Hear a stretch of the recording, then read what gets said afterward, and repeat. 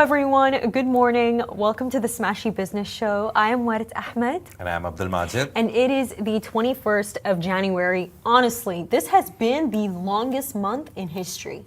No, I don't think so. For me, it passed very quickly. Are you not taking a look at the calendar? Like I even counted the weeks. Yeah, 1, longest 2, 3. month in it's terms 5 of yeah. weeks. Yeah. It's 5 weeks. But days passed really quickly. I don't know Really? where all of these 21 days went. No, it was for just me, like yesterday we were talking about the fireworks and then like it's 21. So yeah, for me it passed really quickly. I don't know. I didn't think of it like that. It just, for me, it was so slow. Like so much happened all at once. And Yeah. I feel like I'm still like not grasping it that I'm in this new year. That, you know, right now I'm like working, I'm not in university, like I'm just not grasping it. I'm really not grasping it. It's not going through my mind. I feel like I haven't actually had the opportunity to reflect on my life and reflect on everything. But you know what's something that I've been thinking about lately, Majid? There's yesterday, you know that video by Great Arab Minds? Yeah.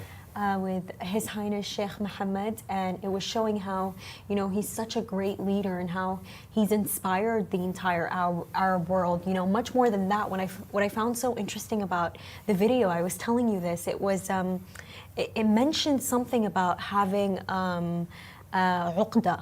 Basically, it was describing it as having this Western insecurity. And I found it so interesting because I don't think I've ever actually heard it coined as a term. You know, the Western insecurity. And basically what the video was saying was that what happens with a lot of Arab countries is that a lot of people in these countries, you know, they become the second that they become educated, that they get their degrees, all of them will leave their countries.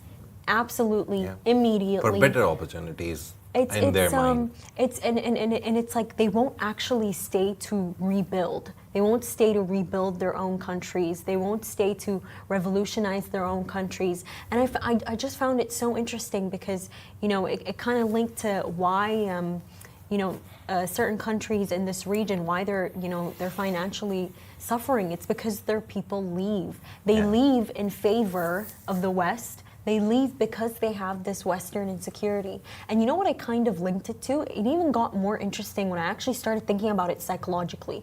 It's like I've met so many people who I've spoken to, great people, great minds, and they're very like insecure about their accents.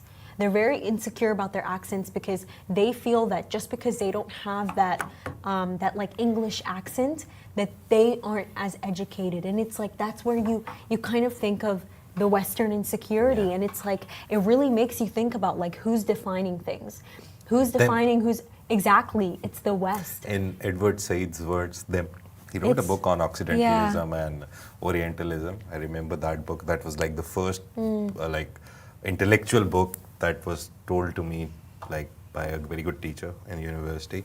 So yeah, the idea that you're talking about, it's called brain drain.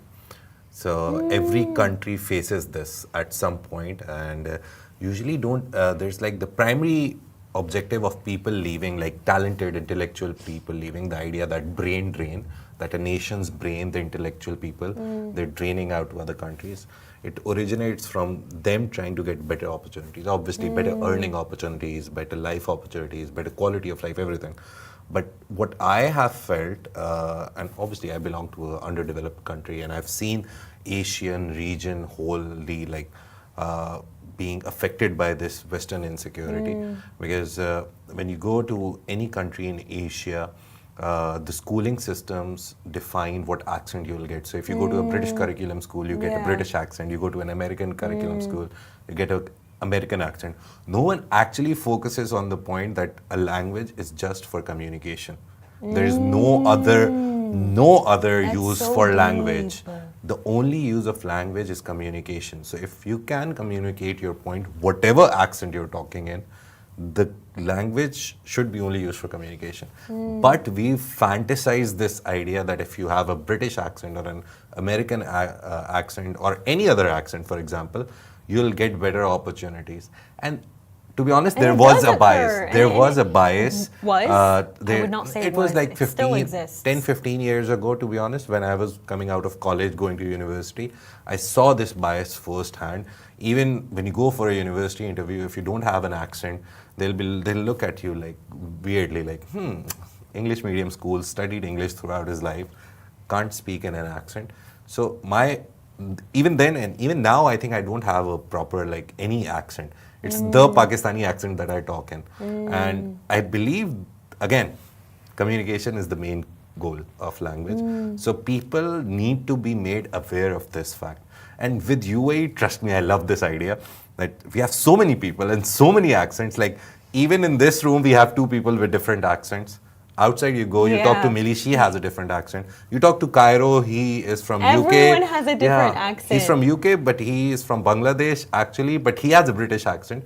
So you listen to so many accents that you actually reach to this point that yes, language is a mode of communication. But Majid, like even, when I was growing up, I remember like, I was in school not so long ago. I remember that, when graduation day came, at that time, I had actually been accepted into VU Amsterdam. I was actually going to study philosophy, politics, and economics. I study accounting and finance, but I was going to study that, and I was going to go outside, and I got accepted in everything, and I got the predicted grades for it, but I didn't end up going. But the point was, a lot of people got accepted into these different universities, into Amsterdam, into, Spain, into the US, into the UK. And I remember even on graduation day, because, me and my other best friend, we stayed at home. A bunch of people, for some reason during that year, chose to stay in the UAE. And it was like the highest rate. Even even our what's it called? Our university advisor reported on it. She was like, this is like strange. This is the first time in like a decade of the school's history that this many people decide to actually stay here. I think that kind of signals to how education here got so much better. Yeah. But much more than that, I remember on graduation day, because a bunch of us chose to stay here, it was actually the people who chose to go to the US and the UK that got celebrated more by the teachers. And it's so interesting how this Western insecurity, it's truly embedded into everything and we don't even notice it. Like even growing up, my education, even though I would say like, my education, it's I did the IB, I did the International Baccalaureate. It's Swiss. It's really good, but Majid, we weren't taught about our own history. Yeah. We weren't taught about any of that much. It was more of we were always pivoting to the West, what the West was doing. And it's crazy because ever since I was actually a kid, my dream was actually to go to the States. I really wanted to go to the US. Everyone's dream is to go to the States for the American dream. By the way, I applied for the lottery. I did. Oh. I applied for, even if you get it, you don't have to like go immediately. Like it could stay. I applied for the lottery. My dad always makes us apply for it. But it's like that American dream, I think it goes far beyond America. And it's like, for me, when it changed though, that urge where I was like, I don't want to leave anymore. It's actually when I started working here. It's when I got my first job. It's when I first started working in Mall of the Emirates. And then I came here and it's like, I take a look at the world around me here and it's like, oh my God, like this is what we have. Obviously, like when you're a kid, maybe you'll go out with your friends, you'll go to the cinema, you'll go to the mall, but you won't actually know what's going on in the market, what's going on here. And it's like, imagine when I started working, everything changed for me. I don't think to myself, I want to go to America anymore because it's like, we have the best. Yeah. We have the best. It's right here. Like, why would I want to move? There is no reason to that whatsoever. In the initial point that you made that a lot of people, because of Western insecurity, leave, and they don't stay and rebuild that point. The problem is that they know even if they stay. For example, if I told you like this story that the very first doctor I saw in UAE was a Syrian guy. Yeah. If he had if he took a degree and stayed in Syria, right now, even now, after like a decade of Bashar al-Assad's rule, Syria is still trying to rebuild. So right now, maybe he has an option to go back and start his whole thing there. But again, he came here because he knew that nothing can be done in his country because there's a dictator ruling the country. So when people don't see hope, that is when they move out. For me, even my son was born, and I realized that moving out is a better idea than staying in Pakistan. Wow. Because you can stay with that hopelessness. You grow up in that environment. Like, I don't know the name of the flower which grows in like muddy waters, but it can grow there because it was like the seed was put there. So I grew up in that unsafe, like a very bad environment for everything. For merit, there was no merit. All the government jobs went to the people who are in power and their kids and their families. So you grow in that environment, you grow up in that hopelessness, and you accept it. But the newer generation, when they come up and they're like, what is happening? So people usually move for these reasons, because they have zero hope from their country and the people that rule it or run it, or the business environment, to be honest. They have zero hope with anything. That is why they move. So brain drain is a very big topic in the world, and it usually happens to underdeveloped countries and sometimes developing countries as well, because they're in the mode of transition. And as soon as once they transition to become a developed economy, before that people will have to leave. No, but you know, the best idea is go out, learn whatever you want, like learn the best systems that you can implement, and maybe then come back and try to rebuild your country. But moving out, to be honest, for underdeveloped nations is a great idea, because those people can actually go out, learn. I remember I did this story when I was not working here, when I was freelancing. There's a magazine, Ed Design magazine, and I did a story on one African lady, and she's Nigerian. She moved out of her country. She worked for the best people on Wall Street. And then she moved to the UK. She worked there for the best banks. She was into banking, insurances, and all that stuff. But she worked there for 15 years, and then she realized that I can use all the information that I got here about business and go back and build something in Nigeria. She started a school which is more towards arts and actual practical learning. There's no teaching in theory that this is a plant, this is a stem. In her school, they actually plant a seed and the kids see it grow throughout the time that they're in school. Wow. So these stories are there, but they're very minor stories, because Nigeria is like trying to get, Nigeria is the biggest economy. No, they're not minor stories. My dad was like that too. Like, not minor as in they're in very small numbers. That's, sorry, what I meant, that they're in very small numbers, but obviously when these things happen, they do stand out. And they lay a foundation, a blueprint for the people who actually want to go back and build something. I would love to go back and build something in Pakistan. You would obviously, if Sudan's conditions are better, you would want to go back. We have a lot of people from Philippines. Something was already built. Something was Producer, already there. Kirby, would you love to go back if the environment, our producer Kirby is from Philippines, would you love to go back if the environment is good? Yes, right? He's giving a thumbs up. See, so everyone would love to. We had an intern yesterday. He just joined yesterday. He's a Palestinian, and he lived in, he's from Lebanon.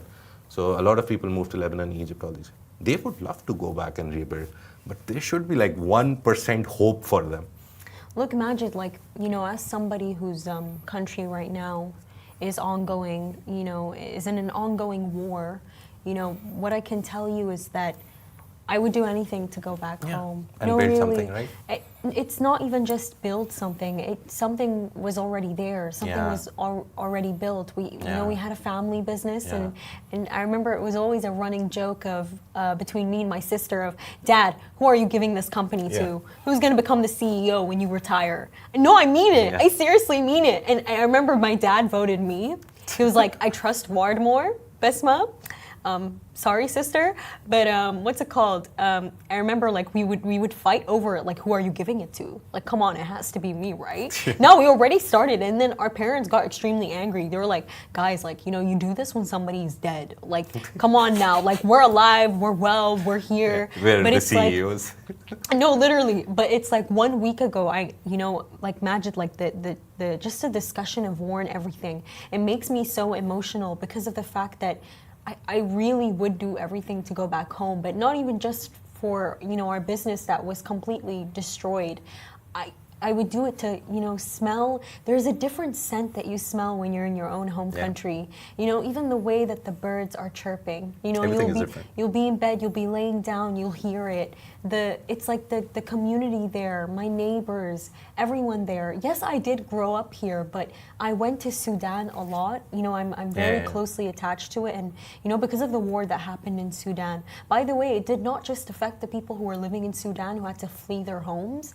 It affected the people who are actually, all those people who left their country years ago. Because guess what?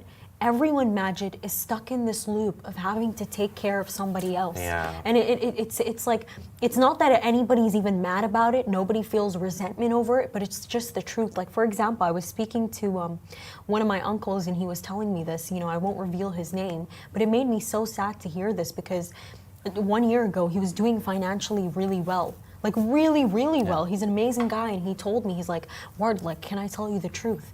He went like, if I had the funds to pay for your education right now, today, I'd do it. I would do it for you immediately. He said, Ward, I'm taking care of so many people. Not just my, 3 children, not just my wife. I'm taking care of cousins, of aunts, of uncles. And this is kind of the situation that's born out of it. It's like, yes, we all experience that Western insecurity, and we left to the West. But when these wars do happen and more people leave, the people outside, because you're more privileged, you have more than them, so you must also take care of them. That is why, trust me, UAE, 90%, nearly 90% expat population, it's a very good ground where, trust me, I was talking to a noon guy 2 days ago outside, not Friday, I was talking to him, and I just have a conversation, and he said that I have like a family of 8 in Pakistan, and they're all happy. I sent so much money. Why? Because he's still a rider here, but the conversion makes it a very big amount for Pakistan. So he's taking care of 8 people, and none of them are doing a job. It's just kids, wife, parents, and only one brother of his. He's just completed his studies, and most probably he'll move here, and then I'll get some support. So these people who are here in UAE, in Saudi, maybe some people also go to West also, but the people here, they actually support a big family there. Yeah. So financially, it's a very good idea to come here, but obviously you miss the smell of your country. Yeah, but going back to our topics for today, coming at number 1, Dubai has introduced an initiative allowing property owners on Sheikh Zayed Road, so basically the trade center to Dubai Water Canal and Al Jaddaf, to convert their land ownership to freehold status. So a total of 457 plots, 128 on Sheikh Zayed Road and 329 in Al Jaddaf, are eligible for this conversion to freehold status. And what this is going to do is that it's significantly going to enhance the investment opportunities that people can take and have. Yeah, and it's all in alignment with Dubai Vision. Dubai's Real Estate Sector Strategy 2023, long name. So the idea is to double the sector, the real estate sector's GDP contribution to 73 billion dirhams. And they want to grow the real estate transactions by 70% and increase home ownership to 33% by 2033. It's a very nice alliteration of numbers, 2033. So that is the main idea. And under this, there's like so many initiatives that are taking place. The main thing for me was that they'll go above and beyond to make every industry, not even real estate, every industry so good for investment that people are flocking in. So that's the good idea about Dubai. They don't wait. For example, they launch an initiative for 1 year or 2 years, and as soon as it goes into 6 months, they launch another initiative. They don't just sit on one initiative and be like, okay, but people are coming, putting investments in the country because of this initiative. As soon as they see it working, they'll start another initiative. So there's so many initiatives running side by side. Every day we see something being announced by Sheikh Hamdan or just the AI seal. Yeah. The AI seal from yesterday. Every day they announce something under some strategy for 2030. D33 is the main economic agenda. Under that, they have Urban Plan 2040. There's so many things going on.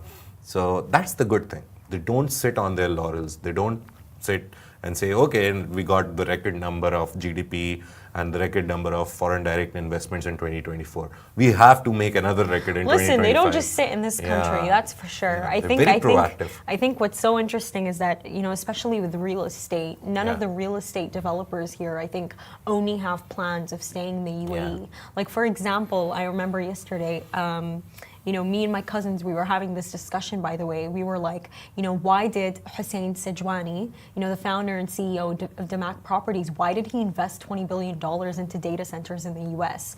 It was my little cousin. She went like, it makes absolutely no sense to me. And then we started speaking about land here and, how much more can they build? Because the UAE, in the end of the day, it is small, it is really small. She went like Ward, like everywhere that I go, like, I saw these like Damac property buildings. It's like, where else are they going to build? Because we've seen Damac Hills too. They're still building, by the way. Yeah. They're adding more compounds. It's crazy. And then that was like my point. I truly do think that Damac Properties, it's going to expand into the U.S. We're going to see it one way or another because, the U.S., it's gigantic. It's crazy gigantic. So we're going to see... I don't remember the name of the Abu Dhabi-based developer. If I'm wrong, I don't want to say the name so I don't get it wrong, but they're going into Australia. So a lot of them are actually going to other markets, and some of them are already present in other markets. Singapore, Cyprus, all these places, they're already there. So the Mac going to US would be a good addition to that list. Yeah, I do think it will occur. And for our second topic of the day, Riyadh Air, Saudi Arabia's new flagship airline, has actually postponed its launch to Q3 2025 due to delays in the delivery of the Boeing 787 Dreamliners. Now, originally slated to start operations earlier this year, the airline now expects only 4 aircrafts instead of the planned 8. Boeing had a very big problem. It was the whole 2024 was very bad for Boeing. 2 of their planes had big accidents. One of the plane, as soon as it took off, the emergency door was like it flew off. Oh my God! So that happened. Yeah, and thankfully no one was hurt because they immediately landed. One of the aircrafts had mid-air problems, so it had to be landed on an emergency basis. So Boeing is going through a very bad time, that we know. Airbus is taking advantage of everything. And they're making deals, but Riyadh, they made a deal with Boeing. That was we announced it in August, September 2024, but we didn't know by then that it was going to be Riyadh Air. So then they announced Riyadh Air, that it's a new airline. We have Flynas, we have Saudi Airlines, we have 2-3 carriers from Saudi Arabia, but Riyadh Air is going to be another one. Obviously, more competition makes flights cheaper and better and everything. So Riyadh Air, last year in December or November, we reported that they want to launch in Q1. So now because of Boeing's delay, because they have so many licenses that are being renewed, their audits are happening again in the US. They're facing so much that they're not able to make aircrafts. And if they can't make aircraft, they can't deliver. Audits are happening again. You know that a lot of, a lot of issues are being spotted. That's for sure. So that's the problem that is happening. That's the main story. It is. And finally, for our biggest story of the day, Donald Trump has been officially appointed as the 47th president of the United States. But what's much more interesting is that the business ties that he has in the Middle East, that he has in the Arab region, are crazy. They're so crazy, and they actually go so deep. Like, where can we even start here? Like, what do you want to start with, Majid? There's so much to go through. There is. The main idea is that he, at his core, is a businessman. And Middle East in the last decade has been a business hub. So he's invested, or people have gone to him and suggested ideas that you can invest here and there. You talked about the Trump Towers, that they're building the Trump Towers. Last year, the Trump Towers, there's going to be a Trump Tower in Jeddah in Saudi Arabia, and it was also announced that there's going to be one in Dubai. I believe that it should be done this year, so we're definitely going to see it. And even in 2022, Dar Global actually signed a deal with the Trump organization to use the Trump brand to create a $4 billion project in Oman that includes includes a golf course, includes a hotel, includes villas, and not just that. Other than the data centers from Sejwani that we've seen, Trump, the only Trump-branded golf course in the Middle East is actually in Damak Hills 1. And so it's so, and it even goes much deeper than that. Then you have, what's his name? You have Jared Kushner, his son-in-law, the husband of his daughter, and he actually just very recently, I believe, he received $1.5 billion from Abu Dhabi's Lunate and Qatar Investment Authority. So it's really crazy how deep it goes. But for me, what's even more interesting is honestly his ties to Saudi Arabia. We discussed it yesterday when he first became president in 2016. Trump actually, he went to Saudi Arabia, and guess what, Majid? He signed a $110 billion arms deal with them. But what's even more interesting, no, it goes deeper. It goes absolutely deeper. It's his relationship with Prince Al-Walid bin Talal. We can call Trump a businessman, but I'm sorry, he cannot even be compared to Al-Walid bin Talal. Al-Walid bin Talal, he's in another universe. I don't think anybody can reach him, but him and Trump, the relationship that they have, it's so interesting because, I actually recently found out that in 1991, when Trump was actually nearing bankruptcy, what actually happened is that he sold his 282-foot Trump yacht, Princess, to Al-Walid bin Talal. And that is the year I was born. That's crazy. That is so crazy. Imagine. And he sold it to him for $20 million. And I watched an interview that came out, I believe, like 2 weeks ago, with Al-Walid bin Talal, and he said, I did sell my yacht to him, and I wish you could see the smugness on his face. It was just so nice to see. And even 4 years later than that, I think it was 1995, again, Trump needed money, and I believe that he sold the Plaza Hotel to Al-Walid bin Talal for $325 million. So it's so interesting how deep this goes. And even, by the way, when Trump came into power on 2016, him and Al-Walid bin Talal were having like a Twitter war. It was so interesting to see. Like, they were just going back and forth with each other. And now, if you listen to the interview with Al-Walid bin Talal, he has great things to say about Trump. Amazing things. He was like, I believe Trump, he's going to come hard and he's going to be decisive. And I quite frankly really believe in him. So it's just so interesting to see the relationship that they have with him. Al-Walid bin Talal, his Kingdom Holding Company, has invested a lot in X, which was converted from Twitter to X, and then now XAI Kingdom Holding was participating in it. Everyone literally from Middle East, OIA, Oman Investment, QIA, they invested. Everyone invested. MGX from UAE, they invested in that. All of these people are interested in Musk and his whatever he is doing, space, AI, even Tesla, whatever they're doing, Musk is doing. I remember some guy saying that we're not it was Prince Al-Walid bin Talal, that we're not investing in the ventures, we're investing in the man. So you have to connect the dots that he's now in favor of Trump because Musk is like the right-hand man. $250 million he spent on Trump's campaign. So everyone knows that being with him means being with... Crazy. And by the way, what you're saying came out of his mouth. When I was watching the interview, Al-Walid bin Talal, he was like, you have to understand that Musk has sort of become Trump's right-hand man. He's right there, and it's like, everyone wants to, this was coming out of his mouth, by the way. Like, everyone wants to, have a good relationship with Musk. Everyone like, this is somebody that you really want to stay in touch with. He didn't say that he's doing that. He didn't say that he's doing it, but he said that everyone's doing it. There's a general suggestion that if you want to have Trump's ear, go to Musk, or maybe Jared Kushner or whoever. But the main idea is that, see, Trump as a man, he's had business connections. And this has been, even when he came for the first time for 4 years, I remember the whole conversation was about the conflicts of interest. Because he's a businessman first, and then he became the president.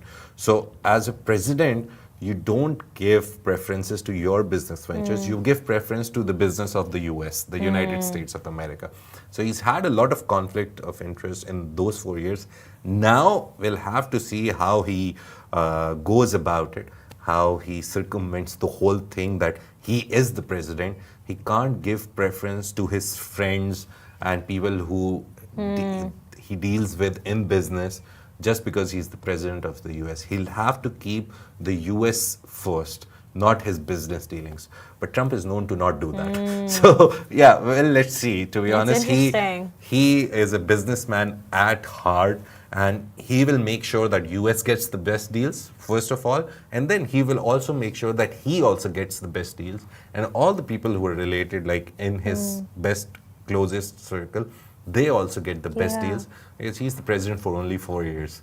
Maybe he will want re-election. Yeah. So much can happen in 4 years. Maybe if he does good, which he's promised, and there is signs that he will do good, and he gets re-elected, because I don't see anyone as charismatic, as mercurial, I don't think anyone can beat Trump on charisma right now. And he brought back TikTok, so you know that everyone's going to be a fan now. You know, he's got the youth vote figured out for the next election. He got it figured 100%. Out. You know, that will be his like slogan. We brought TikTok back, you bring Trump back. Next Majid, 4 you know years. what's so interesting? Even much more than that, Al-Walid bin Talal didn't just speak about you know, Trump and you know, their businesses and how they're all tied. He also spoke about war. He spoke about politics. He said that between Russia and UK, Ukraine, you need strong leadership. And frankly speaking, to do that, Trump is a strong leader. He said this quote unquote. The peace treaty, the ceasefire agreement basically that has been signed by Israel and Palestine and Gaza right now. Everyone is saying that 95% of it is Trump, because he clearly said in a rally that all hell will break loose if the swap of prisoners and all these guys, it does not take place before my inauguration. And they actually did it. So that's the charisma I'm talking about. If he says something, as soon as he came, he signed like, I don't remember, 12 executive orders. But he does like some drama though. Yeah. So I don't think any president would have just done his inauguration, taken an oath, and signed 12 consecutive executive orders. One is like delaying the ban on TikTok. One is opting out of WHO. One is opting out of the climate Paris Agreement. These are the big three that I remember. So he signed 12 He is ready for work. Yeah, and he clearly said, will Biden ever do it? And I was like, okay, this guy doesn't know how to lose. He's like, I will win. And he pardoned all the people who actually, the January 6 protests that took place where they took over the White House, broke everything. He pardoned all of them. It's nearly a you know, it's list as if of he's 150 saying people. that White House you were breaking wasn't mine. That was Biden's. So I'm because gonna I let was you leaving. go. I'm gonna let you go. But because I'm here now, I know you guys respect me. But what's even more interesting is actually at his pre-inauguration dinner, there were a lot of billionaires there. Hussein Sajwani was there. You know, he went all the way to the U.S. The Ambanis were there. Mark Zuckerberg was there. Jeff TikTok Bezos. CEO. Of course he's going to be there. Of course he's going to be there, you know? He wants to keep TikTok. I don't think he wants to sell it. Oh, he also ended work from home. Oh, wow. For all government employees. Okay. So yeah, bad news for US people, government people. No work from home. Let me see. He has... He's banned work from home? Yeah, for government offices. So everyone will return full time, because I remember Elon Musk also has a problem with work from home. So... So he withdrew from Paris Climate Accords. He pulled out of WHO because apparently WHO, 18% of the money that goes to WHO is by US. So he's like, sorry, not spending my money on you, because he has a problem with the whole COVID thing that WHO carried out. So he didn't like it. So he's like, I'm pulling out 18% of my money. Pardoned 1,500 supporters for the January 6 attack on the US Capitol. Also signed an order declaring a national energy emergency. So now people will start drilling more for oil. You remember we talked about it when COP29 happened. You said that the superpower of the world pulling out of an agreement gives everyone a free ride to pull out. So China will pull out, everyone will pull out of the Paris Agreement. So that happened. 75 It's microeconomics at play. Yeah, so TikTok 75-day pause. So they have like 2.5 months to figure it out. That's a good thing. He did, however, say that he'd like somebody else to own 50% of it. Yeah, so the idea he gave one day before the inauguration that I will, as soon as I become president, I'll sign an executive I don't order. believe the CEO of TikTok will agree to this. Maybe they'll sell it to someone who they believe is like their person. I don't know. It's weird. It's going to be a very good movie to watch 2.5 months of what happens to TikTok. We thought it was the end. It was only the interval. We will see an end to it. But Trump is here. The main thing is Trump is here. Trump is here. And we'll see what happens. And with that being said, thank you so much for watching, everyone. This is Smashi Business Show, a Smashi Business production under the Augustus Media Podcast Network. You can find our newsletter on Smashi TV and make sure to follow us on all our channels. Have a lovely, lovely day.